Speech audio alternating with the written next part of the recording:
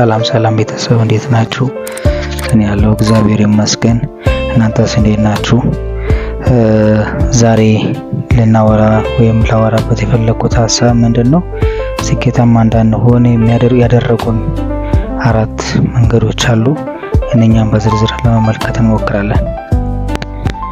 በህይወታችን ስኬታማ እንዳንሆን ያደረጉን እነኚህ 4 ነገሮች ምንድናቸው? የመጀመሪያ መጥፎ ልማዶችን ማስወገድ ነው።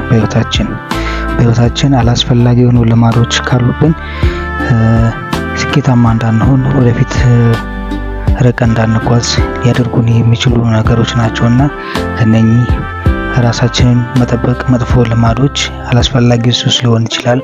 ካለንበት መልካም ካልሆነ እኛ ልክ የማይጠቅም ነገር መውጣት ይጠበቅብናል። አንደኛ ማለት ነው። ሁለተኛ በህይወታችን መጥፎ የሆኑ ሰዎችን ወይም ደግሞ ጓደኞችን ከኛ ማስወገድ ወይም ደግሞ ከነሱ መራቅ ይጠበቅብናል ማለት ነው።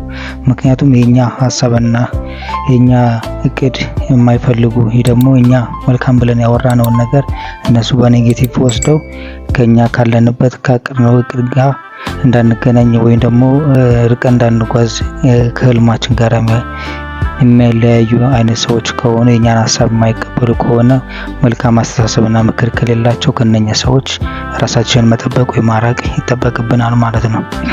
ሌላው ሶስተኛ አላስፈላጊ የሆነ የዲጂታል ቱል ወይ ደግሞ በስልካችን ብዙ ብር ወጪ አውጥተን ገዝተን በስልካችን ላይ ጭነናቸው ያሉ አፕሊኬሽኖች ማንጠቀምበት ከሆነ የኛን የማይጠቅም ከሆነ እነኛ ዲጂታል ቱሎችን ማጥፋት አላስፈላጊ ከሆኑ እኛን የማይጠቅም ከሆነ ከዛ ነገር ማውጣት ወይ ደግሞ ከዛ ውስጥ ራሳችንን አለማክተት ይጠበቅብናል ማለት ነው።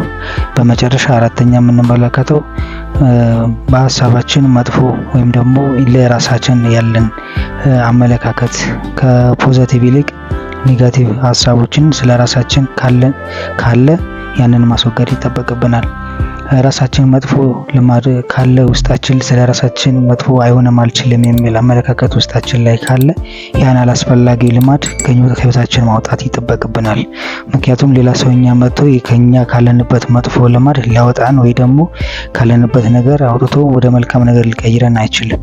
ስለዚህ ከዛ ነገር ለማውጣት ራሳችንን ማዘጋጀት፣ ሀሳባችንን ቀይረን ካላስፈላጊ ኔጌቲቭ አስተሳሰቦች መውጣት መጠበቅ ይጠበቅብናል። የዛሬ ሀሳቤ ነው። ሀሳብ አስተያየታችሁን ኮሜንት ላይ አድርጉልኝ። አመሰግናለሁ።